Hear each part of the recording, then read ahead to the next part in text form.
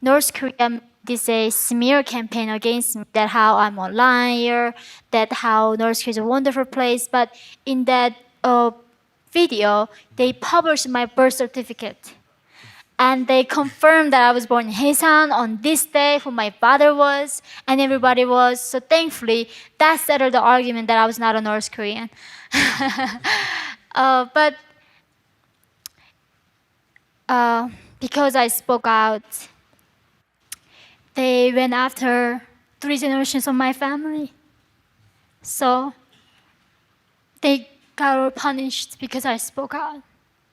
And I think this is why most of people don't understand the word, like when they say freedom is not free. For them, it's like, oh, it's such a cliche thing to say. Because when they're born, they got freedom for free. So they don't understand how precious freedom is, how some people pay so much price to be free. Okay, thank you. Keep fingers crossed for you and your family. Thank you. Hi, thank you for sharing your incredible story. Given everything you've been through in your journey and the incredible hardships you've faced on the way, I'm wondering how you remain optimistic about the human spirit. Honestly, tough. It's. I have seen many worse side of humanity, but I also saw the great side of humanity, right? That's why I'm here today. So easy to focusing on the darkness. So easy to like point fingers at the negativity, but there's as many great sides behind it. So I think keep remembering that, like especially my introduction to sex was a rape, seeing my mom raped right in front of me, and first man who bought me as a sex slave. Every man that I saw in China was a rapist. So it was very hard for me to trust men and not hating men. But then it comes down to I had a son. Thank God for that. I have so much sympathy for men now. And my father was a man. He was such a lovely man. So it's so easy to go the self-pity and seeing the negativity, but you can come out of that and be rational. That's why we need to study Ayn Rand, I guess. Be objective. Thank you. Thank you. Hi, Yeonmi. It is actually good to see you again. And you keep actually inspiring, even after I listened to you more than 15, 20 times last 7, 8 years. You keep inspiring. And I still remember one of the first times you actually spoke in Delhi Asia Liberty Forum. A cute little girl with a very nice smile, with a heavy heavy weight in the heart, that actually crashed down over 250 people with full of tears. And I remember you telling your story with a broken English, standing right next to Casey, who is actually doing amazing work, and which is actually really, really great. Would you mind actually sharing your story, how Casey and Freedom International actually helped you while you are in South Korea? And also, is there anything our audience can actually help to support these organizations, which actually doing a very, very crucial work in South Korea to help people like you to empower, teaching English and giving the tools to actually share these stories to fight the regime? Thank you. It's lovely to meet people who knew me for that long. So Casey is one of my colleagues in South Korea from America, but he teaches North Korean defectors in South Korea to learn English. And I'm one of the beneficiaries of that, his work. So like if you guys want to be involved and be a volunteer teacher to North Korean defectors, you can join his organization and be the volunteer. And the funny story is, so back then I thought Americans are all lovely, they're wonderful people. So I went to a few of those events with Alice and KC, and then they were talking about something called the libertarian, right? So I had no idea what conservative was, Democrat was, or libertarian was. So in New York, I asked one day from my friend in Manhattan, like, what's a libertarian? And he said, oh, those are a bunch of white guys, sit down and like find a way to not to pay taxes. So, I was like, okay, they sound like horrible people. Even though, and then my English was broken, so I don't know what the nuances were. So, and then my agent in New York, of course, like they are the very mainstream agent. It's like, you don't talk to these people. They're the bigots, and you are with us. And let's talk about how horrible America is. You know how oppressive this country is, how hard it means to be a woman, all of that.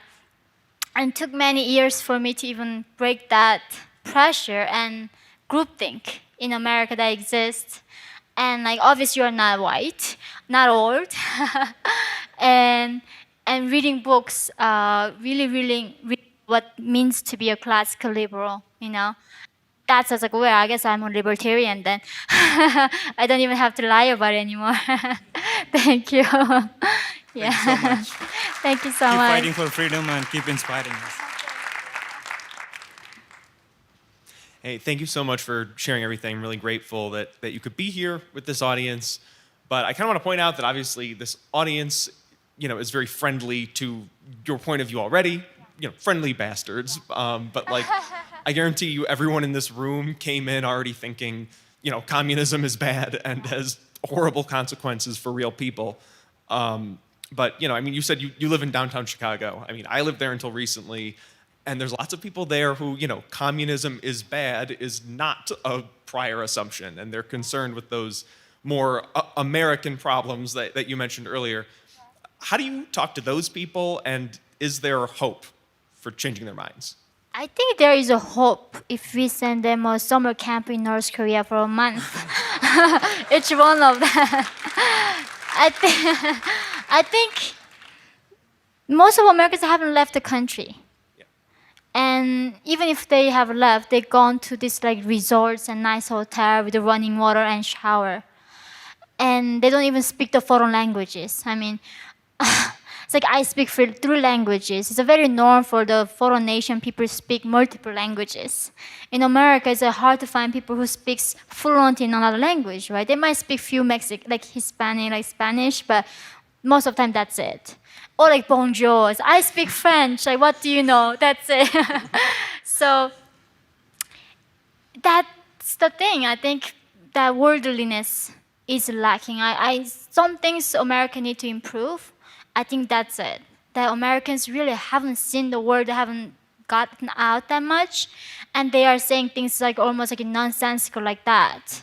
So we need to maybe come up with a program with the government, exchange your students like to North Korean people to America, and after a month you want to stay there or going to come back.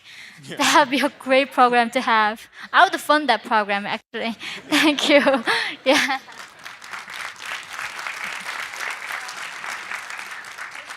I have so much admiration and respect for your fortitude. You've touched on this a couple times, but I'd love for you to expound on this a little bit more. You've talked about growing up in a culture that doesn't have a concept of I, and that's such a hard thing for me to wrap my head around because there's so many things that are personal experiences, like I have a headache, I was sold as a slave. That's not a we thing, it's a you thing. So coming from that culture and now living in a culture where I is a very predominant concept. Can you talk a little bit about the difference of like how you think about things that are personal experiences when I is not like a core concept in your worldview? Yeah, it's a very interesting thing. I've been just like reading about China, right? This nation went through cultural revolution, the land reforms. 60 million people died during this communist revolution under Mao. And most of those people went through this are still alive. Whereas in China, the regime would come forcefully locking down the skirts and take their those tubes out so they cannot get pregnant more than one child. And this is in their living memory. But in America, when I came here, these people went through slavery such a long time ago, but their memory is so vivid. And every life they feel that oppression. So what is the difference? I think Chinese, like in North Koreans, have the mindset where in our culture that we matters. Yeah, as long as I'm in a group, I'm safe, and we all went through it together. So there's no point. But in America, the I is so important that okay, I feel this way. I feel this way. Even though maybe a lot of you went through this, it doesn't matter. I went through it too. I think that might be explaining a little bit that, but I think it's a very unique thing. People in Cambodia went through such horrible stuff too, but most of nations in that region, they don't really complain. They don't even talk about it. They don't want to even talk. They just don't want to move on. Like, okay, we all suffer, so what? Like, let's move on. Let's like build a nation. So I know like after once if North Korea opens up, I know there's gonna be so much generation trauma, and I hope my nation to come out of with gratitude and stronger and not being destroyed by their past. So it's a lot to understand there. Thank. Okay, the last question.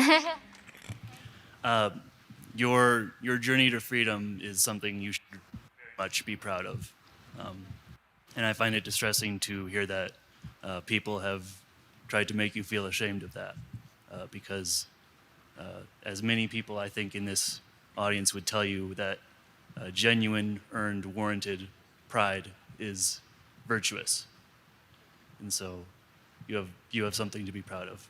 My question for you is, as someone who has spoken out on things where the stakes are very, very high, for anyone here who is struggling to speak their minds on something probably far, far less high stakes, what would you say to them in terms of building up that confidence, I guess? That's it's a thank you for your compliments, and but that's the thing. It's so easy to judge people, right? Judge the founding fathers. How could they have possibly be our slave owners? And when I think about America, the founding fathers across that ocean with all that hardship came here. There was so much difficulty building this nation. And because they built it, that I am the beneficiary of that, their effort. And so many people say like, oh, if during the Holocaust, if I were born, I would have been the first person to denounce Nazi Germany and save those Jews. Now there are North Korean defectors going through the Holocaust. They are not doing anything about it. So I think in some ways when you are putting this actual test, it really shows our character. Is that all what we're saying, or this is actually we can take an action into? I know that I wrote actually a second book about the American wokeness and the threat of socialism in America, and I had to move out of my agent, who was the like CIA and ICM, the best agent in the world. And like people thought like, I was crazy. Why would you do that? But I think it shows that even if you lose your job, so what? You're not gonna starve. You know, I think that's what we need to in America. It's like a lot of people think, oh, it's like me coming out and speaking out what is wrong with the society not gonna make a difference, but that will make a difference. So I hope that you do that at your workplace. If you have to agree with that sensitive training and things that you have to go through in the corporate world or like Ivy League education, we need to make that commitment to shine the light. So thank you, everyone. Thank you so much. Thank you, everyone.